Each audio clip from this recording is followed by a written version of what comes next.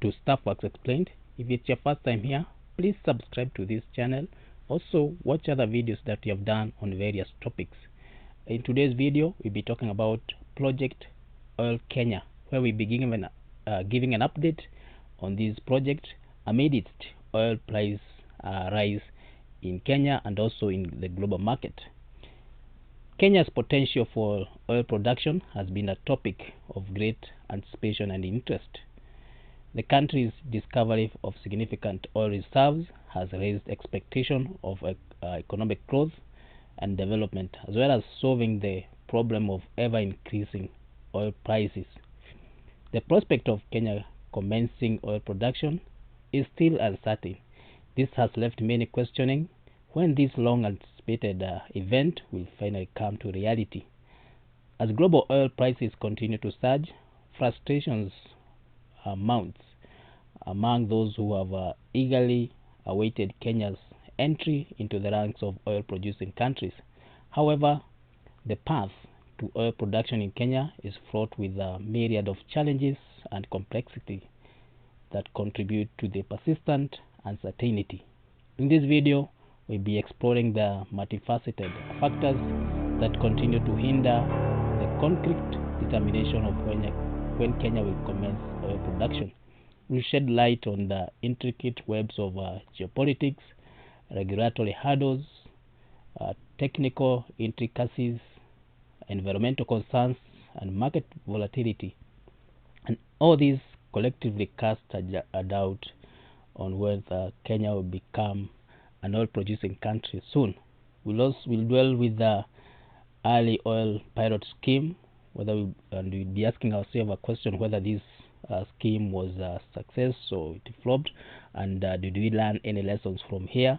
We'll be looking at a field development plan, and we'll be seeing that the government has been dragging its feet, and this could be one of the factors that is causing this delay. We'll be looking at geopolitics, mostly the cartel-like tendencies of OPEC plus countries, whether this could be a factor in the entry of new oil-producing countries like Kenya. We'll be looking at withdrawal of JV partners, joint venture partners with Tullow, and these companies attempt to secure a strategic partner. And we'll be looking at possible reasons why Tullow is having a difficult in finding a strategic partner. To kick ourselves off, let's ask ourselves this question: did the early oil pilot scheme (EOPS) succeed, or is it a flop?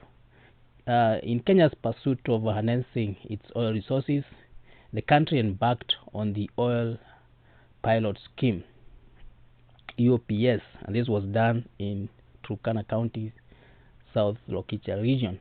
The primary objective of this activity was to jumpstart oil production and generate revenue even before completing the full-scale development of oil fields and associated pipeline infrastructure.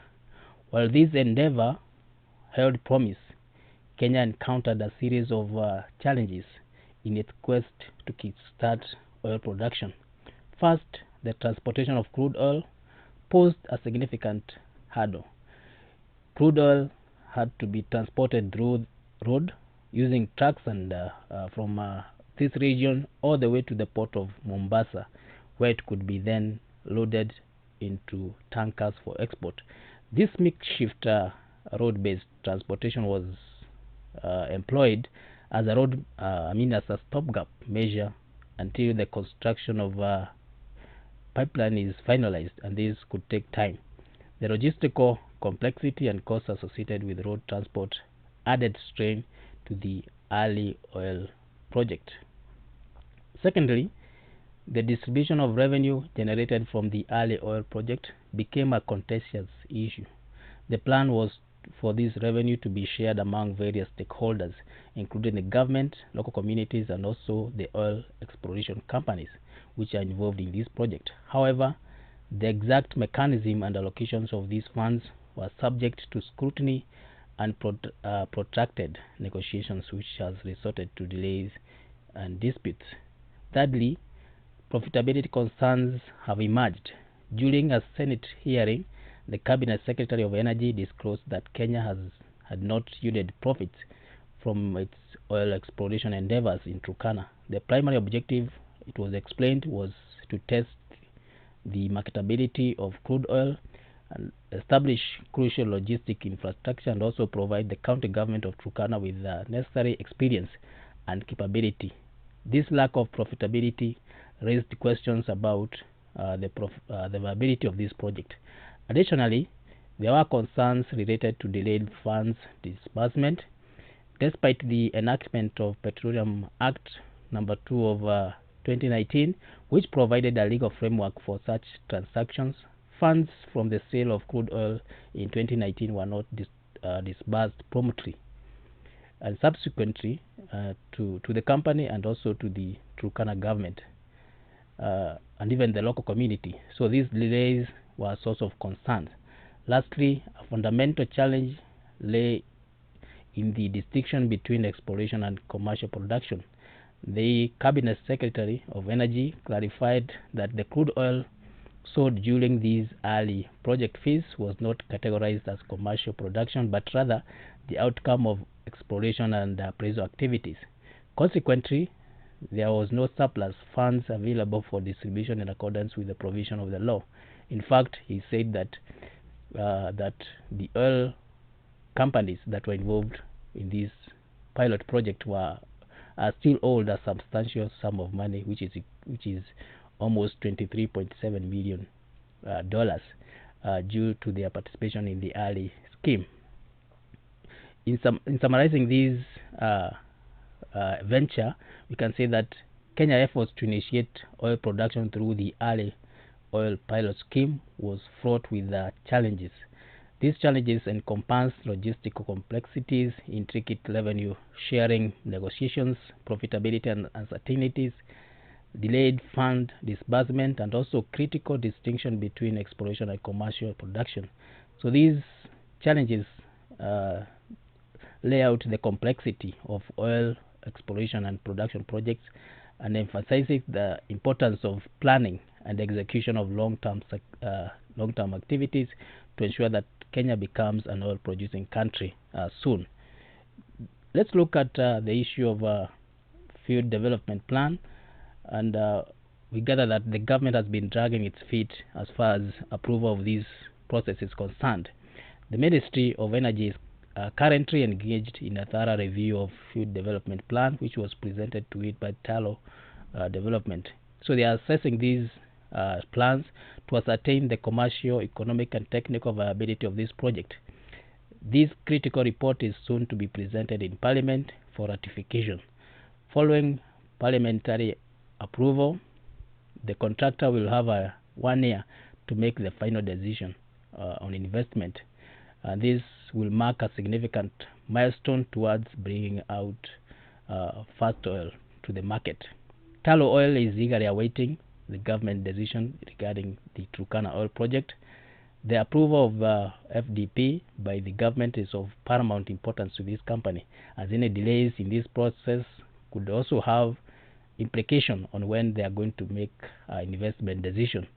The Ministry of Energy is expected to reach a decision on the FDP by the end of September, aligning with previous statements of the Minister of Energy, and subsequently the decision will undergo rigorous scrutiny and approvals in various stages.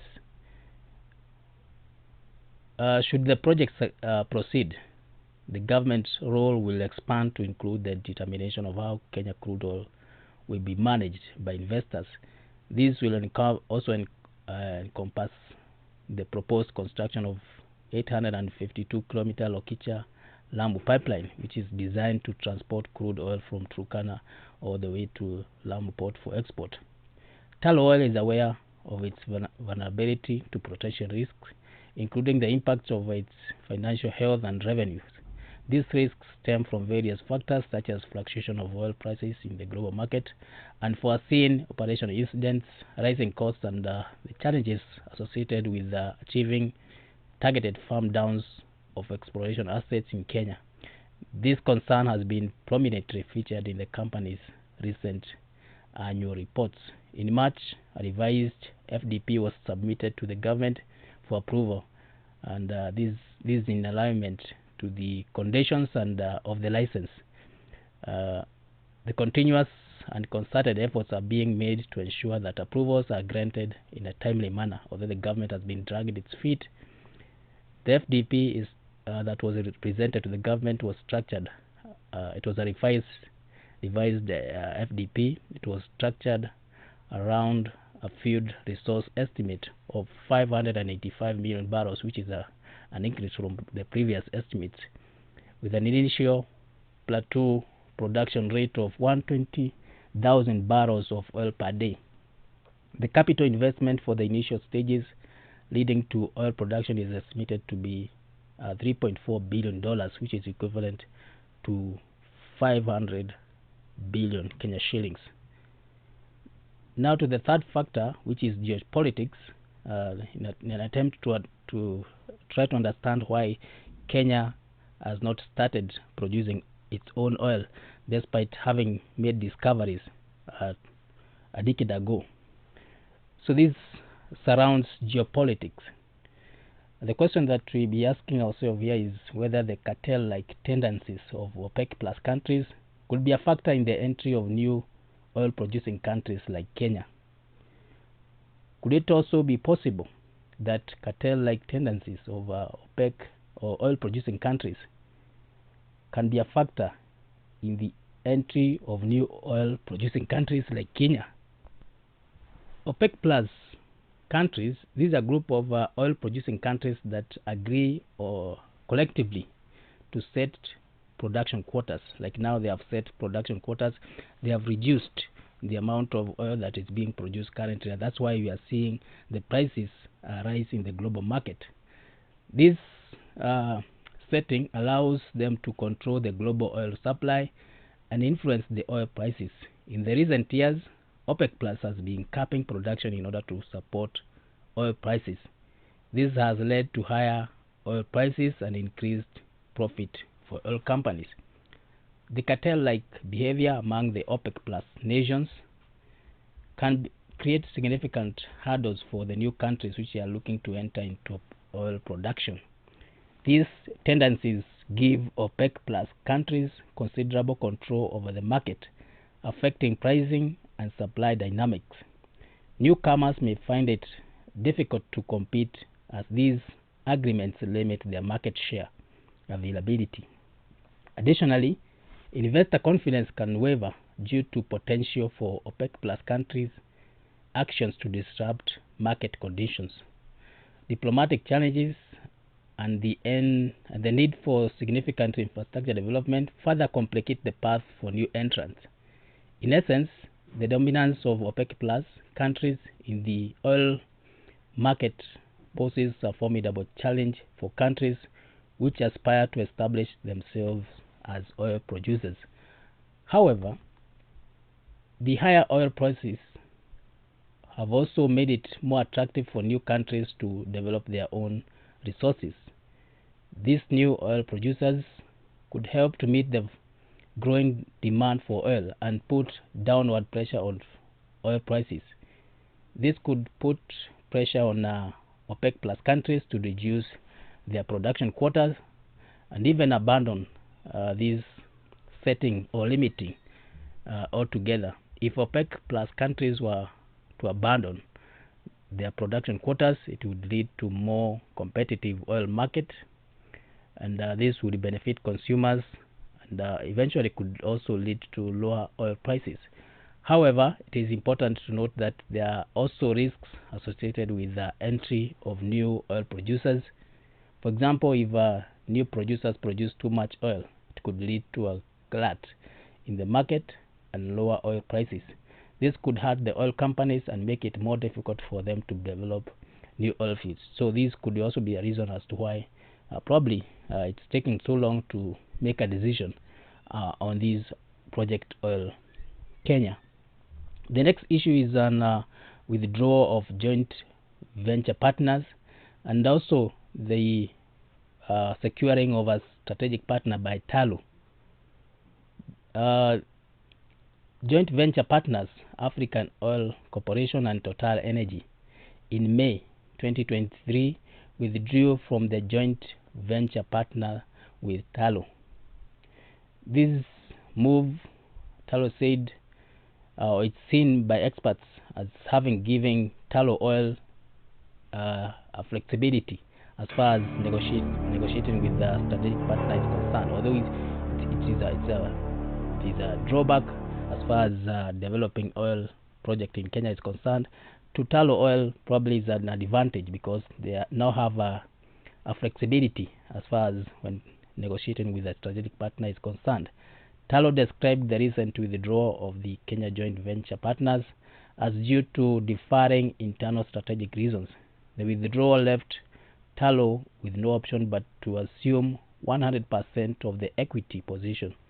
Tullow is pushing to bring in strategic partners with an aim to unlock more capital to enable commercialization of the Kenya oil project. Tullow assets in Kenya covers Block 10BB, 13T, and 10BA, which are all located in South Lokicha basin of Turkana, and these all oil fields are operated by Tullow Kenya BV. Tullow has been in talks with several potential partners, which include companies from China, India, and other international oil companies. The company is hoping to secure a partner or partners who can provide the capital and expertise which is required to develop the project and bring it to production. So what could be the reason why Tullow Oil is having difficult in finding a strategic partner? Tullow Oil challenges in securing a strategic partner from within the oil and gas sector points to a deeper concerns. With the global momentum towards green energy solution, even traditional oil gas companies are reassessing their long-term strategies. They are increasingly cautious about their investment given the long-term uncertainties surrounding the fossil fuels, market volatility, and also evolving regulations. Furthermore, while these companies are in the oil and gas sector, many are diversifying their portfolios to include renewable energies, anticipating that future of the fossil fuel is not certain, and its reliance will decrease with issues to do with transition to cleaner energy. This diversification could be causing hesitation among these companies and making them not commit to partnership like the one that Tullow is looking for. Combined with the potential reputation risks and public pressure against fossil fuels, this internal industry shift could be one of the reasons as to why Tullow is facing challenge in finding a partner. Overall, there are a number of factors that could be contributing to Tullow's difficulty in getting a strategic partner for the Kenya oil project. The project is complex and challenging. The Kenya government has been slow to approve it. Tullow also has a history of delays and cost overruns, and there are also some political risks associated with this Kenya project. Tullow Oil may still find a partner to provide capital for this project, and but it's also possible that the company will have to wait longer or even offer a more attractive terms in order to secure the investment. It is important to note that there are also some risks associated with bringing in a strategic partner. For example, a strategic partner may have different interests than those of Tullow, and this could lead to disagreements and delay. Additional strategic partners may also be likely to pull out of the project if the oil prices fall. So it's not all rosy to get a partner. There are also some risks associated with entering into partnership, and Tullow probably should also be looking at other options. They can't go it alone, and even probably try to get loans from the bank. So Kenya government and Talo Oil need to address these challenges in order to start oil production, and as it was early planned. Talo need to secure a strategic partner to provide capital and expertise which is needed to develop the project. The company, as we have seen, is having talks with several potential partners, but it's not clear when the deal will be finalized. The company could offer more attractive terms to potential strategic partners. The company could also work with banks and other financial institutions to secure financing for the project and forget about the strategic partner altogether. There's a need to resolve outstanding issues with the Kenya government. The Kenya government and Talo Oil have been negotiating over the terms of the contract for the Kenya Oil project. These negotiations need to be finalized in order for this project to move forward.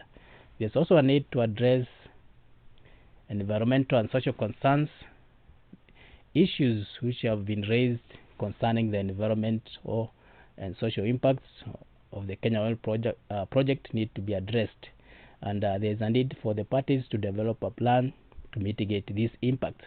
There's a need to secure finances for this project to kick off. Talo Oil needs to secure financing for the Kenya Oil project. They can do this through debt financing and even equity financing. By taking these steps, Kenya and Talo Oil can enhance their prospects of commencing oil production in Kenya as it was originally planned, and they will potentially realize the ambitions to do this as early as 2025. The challenges that we have highlighted are significant, but with proactive measures and effective collaboration, Kenya's oil industry may see the light, bringing with it economic opportunities and energy solutions for this country.